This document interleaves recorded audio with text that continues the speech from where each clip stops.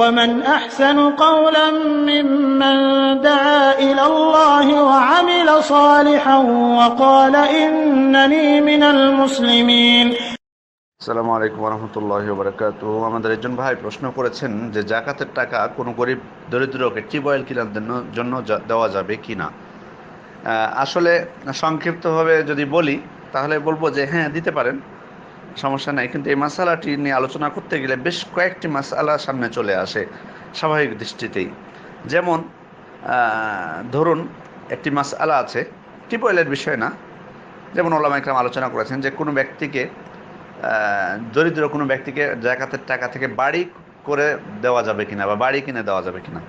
তো ওলামা ইকরাম বলছেন যে না, বাড়ি কিনে দেওয়া যাবে না, তবে তার বাড়ি ভাড়া দেওয়া যাবে, যে 1 বছরের জন্য তার যে ভাড়ার প্রয়োজন সেটি দেওয়া যাবে। কারণ ওনারা বলছেন যে একজন দরিদ্রকে ততটুকু দেওয়া যাবে জাকাতের থেকে যতটুকু তার 1 বছরের জন্য যথেষ্ট হয়, 1 বছরের বেশি যেন না হয়, 1 বছরের জন্য যতটুকু যথেষ্ট হয় এরকম পয়সা তাকে দেওয়া যাবে। তো 1 বছরের সাথে দেওয়া যাবে, এরকম পয়সা দেওয়া যাবে।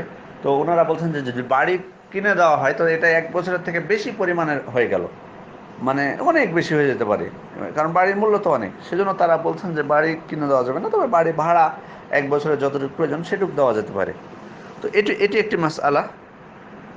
আরেকটি মাসআলা হলো যে আপনার মানে কোনো কিছু কিনে দেওয়া যাবে কিনা।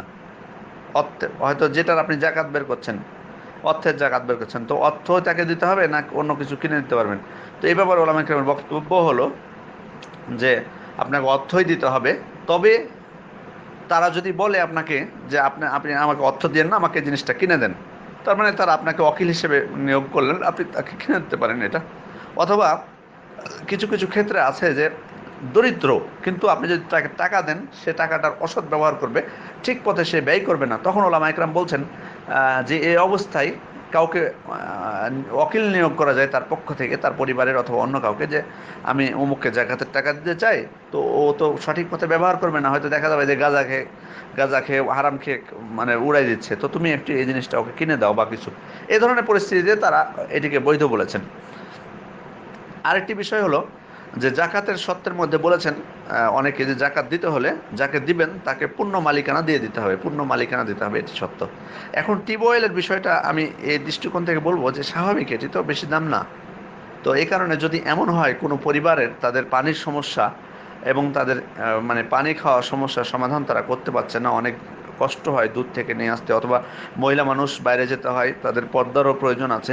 তো এমতো অবস্থায় যদি তাদের মানে একেবারে নিষ্ক্রিয়, মানে পানির কোনো ব্যবস্থা করতে পারে না, তাহলে তাদেরকে টিউবওয়েল জাকাতের টাকা থেকে দেওয়া যেতে পারে।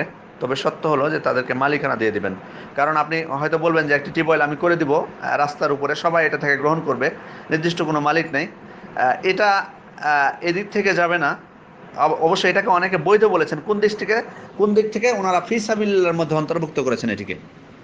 অনেকেই এটাকে ফি সাবিলিল্লাহর মধ্যে অন্তর্ভুক্ত করে এ ধরনের কল্যাণমূলক কাজে জাকাতের টাকা দেওয়াকে বৈধ বলেছেন। কিন্তু আমি যে মতটিকে সমর্থন করি সেটি হচ্ছে যে ফি সাবিলিল্লাহর অন্তর্ভুক্ত এটি হবে না, ফি সাবিলিল্লাহর অন্তর্ভুক্ত এটি হবে না। বিধায় যদি আপনি দিতে চান তাহলে কোনো ব্যক্তিকে দিতে হবে, যেটা তার পূর্ণ মালিকানা, তাকে দিয়ে দিবেন। যদি সে হকদার হয় তাহলে তাকে দিতে পারেন। আল্লাহ তাআলাই এ বিষয়ে অধিক অবগত, আল্লাহ তাআলাই ভালো জানেন। জাযাকুমুল্লাহু খাইরান। আসসালামু আলাইকুম ওয়া রাহমাতুল্লাহি ওয়া বারাকাতুহু।